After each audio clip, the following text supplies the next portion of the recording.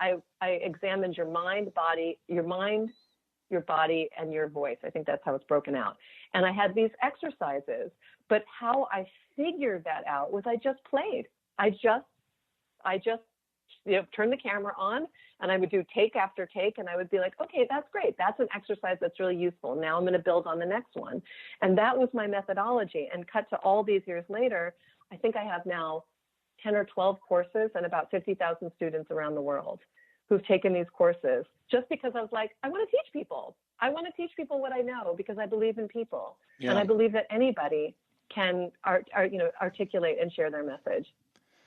I love that you just use a studio above the garage at your parents' house, because I think oftentimes we get wrapped up in having the formalities of what we perceive is needed to do something or to go in a different direction.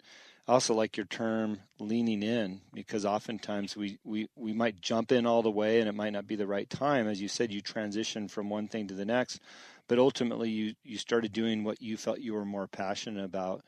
And it doesn't always have to be a clean line, does it? You can sometimes do that transition and get to where you want to be. That's right. That's right. And I also think that there's a lot of pressure. And one thing that I do teach is this idea of working things out in low stakes situations. So for me, there's one of my most successful courses is a class called Confidence on Camera. And it really is about teaching people how to be on camera. And it can be like, now we have so many ways, like Instagram stories, it can be Facebook Live, but how to be on camera as yourself. And I'm always telling people, use the equipment that you have. You want to keep this easy so that you don't have to rent a studio. And there's so much pressure when you do that. And you've invested time and money, and you've got this little window that you're doing. And because people don't have a lot of experience, they're not going to be comfortable when there's a lighting person there. It's too much. So when you can utilize strategically and well with very good tips about lighting and sound and all that, suddenly you have the freedom to play. And it's that energy that people actually want, not the, oh, you've got this fancy DSLR blurred background sort of thing. We want that freedom, that playfulness. And I think it's much easier than people realize. We have this other narrative, again, those expectations that really are just little traps. They're just little traps. And you can say, like, no, that's not for me. Yeah. No, I'm going to do it differently. I want to go back one more time to your transition from acting to the next phase.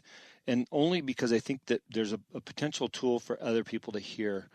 Not being in that world personally, thinking about, TV shows we've watched, right? So here you are, a successful actress with lots of work on your plate, doing some well-known shows, certainly have a manager. You had to have that tough conversation to tell somebody, hey, I'm going to start transitioning. And I realize you kept one foot in the door, but I'm thinking about the manager going, well, if you start transitioning, that's less work for me, or less business for me because you're doing something else. I mean, how do you have that conversation? Because it again, it's just like the one that you might have with a parent or a friend or an employer saying, hey, this isn't the right thing for me, so I'm transitioning. How did you approach that? And what was said conversationally, and what did you get back from your adversaries, if you will? I don't know, in the sense that I don't think people really believe it when you say something, or they kind of spew at your own agenda. I actually remember that a dear family member who will remain anonymous, when I was applying to Yale, their impression was that there was no way I was going to get in because 2,000 people audition and there's 16 spots. And the phrase was used, hey, just know, this is actually an imprint. And this is something that they said, which I then took it as a possible inference. Sometimes, bad things happen to good people. This is what was said to me. Wow. Bad things happen to good people. And I was like, what? And I had this warrior spirit from the time I was always a little person that said, well, I'm just going to go for it because somebody has to get in. So what difference does it make? Why wouldn't I just apply? Why wouldn't I just audition? Somebody has to get in. And when I think about the times that I've sort of been like, okay, I'm going to tell somebody I'm going to do this because it's very vulnerable. And forget, like, let's just leave aside your professional contacts. What about the people that you're sharing a home with? Yeah. What about, let's say your children? What about, and to me, when you can say, look, I'm going to share this and we'll see what happens. Not some, again, grand declaration. People don't necessarily they don't know what to make of it. And that's okay. And once they start to see some traction, if you will, or, wow, this is happening, suddenly they're getting on board with it really makes sense. Now, I will be honest with you. It's not like I had a career like Reese Witherspoon where someone was like, depending on my incomes for their livelihood. Mm-hmm. I think that it was more like, again, this industry, they're so used to people kind of saying, I'm going to start a clothing line, I'm going to do a blog, I'm going to do whatever. So it wasn't met with a lot of resistance, but I think the resistance that was palpable was my own inner resistance. It was that dance between my curiosity to make the leap and to say, what are people going to think? Do I have time for this? Because mind you, by the way, I was also starting a family at the same time. Right. So I had my acting career. I had children, like little ones. I knew I wanted to do this other thing because my soul was being called to do this, to be of service to others, to help others. And so it was this relentless optimism. It was this persistence. It was constantly showing up and doing the work, which I think is what wishBEADS, my latest company, is really about.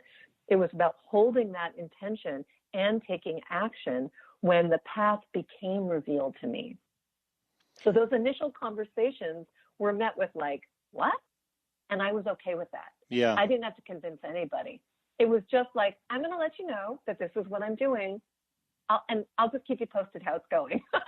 And that gave me the freedom to just play a little bit and not set some sort of unrealistic expectation or have to then follow up with them to be like, I'll show you it's going so well. I mean, my parents just thought, they just didn't know what to think. And nor did I need to really prod them for their approval or, you know what I mean? I just was like, hey, I'm going to be up in the garage. I'm making these classes. Yeah. Can you watch my baby? I need a few minutes. I just had a conversation this morning with somebody about, caring about what other people think. Why is it as people, exhausting. why is it as people that we worry so much what other people think? And how do we get past that? Because we have our own lives to live. And I think oftentimes we allow their insecurities to become our own. And that's just so wrong at times. Why do we care so much? And how do we get past? I don't know. I think that it's easier to focus on others than it is to focus on ourselves. Mm-hmm. It's just easier because it's not then our issue. It really doesn't matter at all what people think in a way. We have to be considerate, kind people. We have to have integrity. That is showing other people respect. Getting their buy off means actually zero. It doesn't. And I think that the accountability of your own actions and really say, wow, my happiness depends on my own actions. My happiness and my connection to my own light is my responsibility. And that means there's no one else to blame. When we are fixated on other people, we don't have to look at ourselves because our energy is captured somewhere else. And when we really realize, it's not our parents did their job. Our spouse is on their path. Our children are on their path. Even they come from us. They are also on their own journey. Sorry, we do our part and we do our best and we love them and we do all the things, but they're also on their own journey. And I think that when we really accept 100% responsibility, it's both terrifying and exhilarating because that means that we have every opportunity to change. And I think that's awesome. Yeah, that exhilaration. It's just awesome because we don't have to wait for anybody's permission. I believe in integrity. I believe in the golden rule. I believe in kindness. I believe in compassion and a life of selfless giving. All those things I believe in.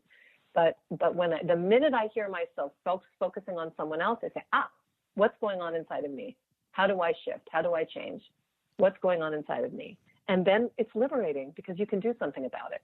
Yeah, sure. You can't change people. So now I derailed you a little bit as you started to jump into phase 2, and I think we covered a little bit of that, but can you talk a little bit about more of your phase 2?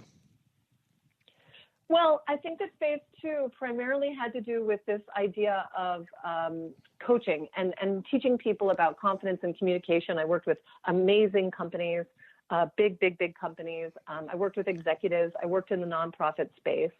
But I think what is really interesting is the moment where this idea for wishBEADS, which is a product where you write your wish, you roll it up, you put it inside a little cylinder that you then wear in a beautiful bracelet. I'm actually coming out with another product soon. But this idea of articulating what you want and wearing it to have it be visible, so you are training your mind, your body to take action. This was a wild moment because this came to me, the idea for this company came to me in a moment in the shower, like a 3-dimensional, the name, what it was, how it worked, where it was going to go. And it was so powerful and so disorienting that I was like, whoa. And I think it was also that through line of my love of people and an articulation of all the things that I had been teaching.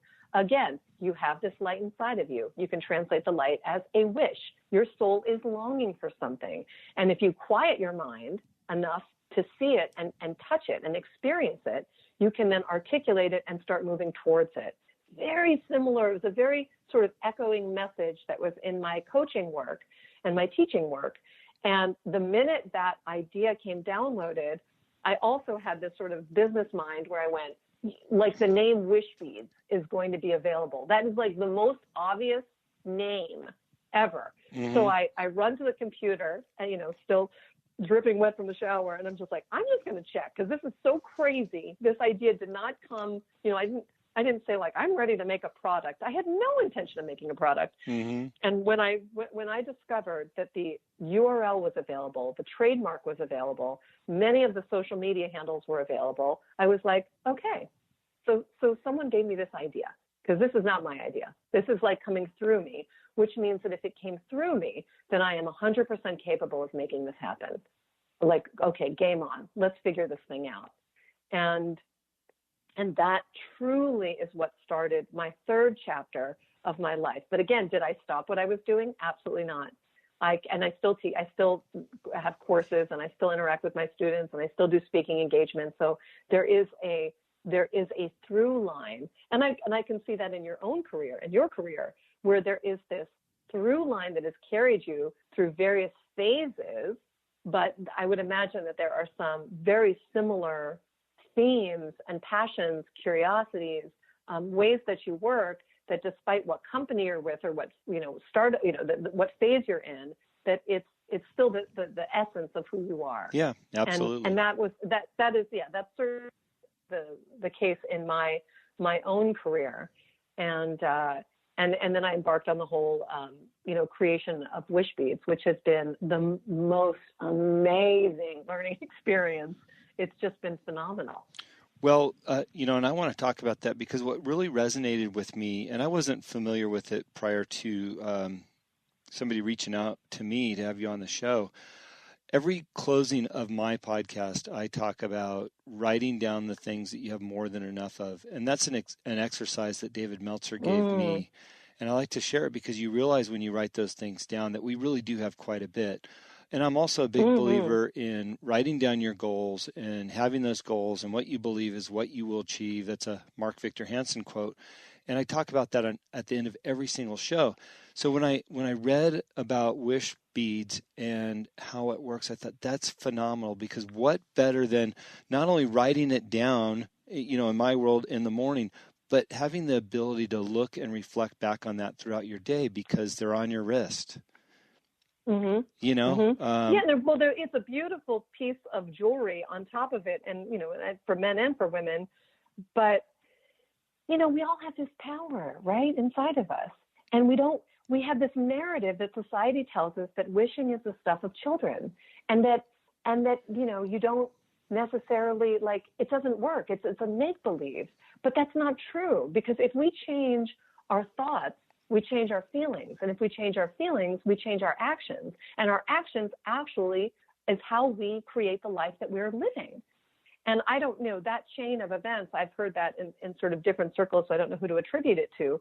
But there is so much truth there So if you're wandering throughout your day, if you're going throughout your day with this narrative of the traffic is horrible, people are the worst drivers, it's so frustrating, they're such stupid drivers, stupid Uber, whatever, then suddenly your entire world is dictated by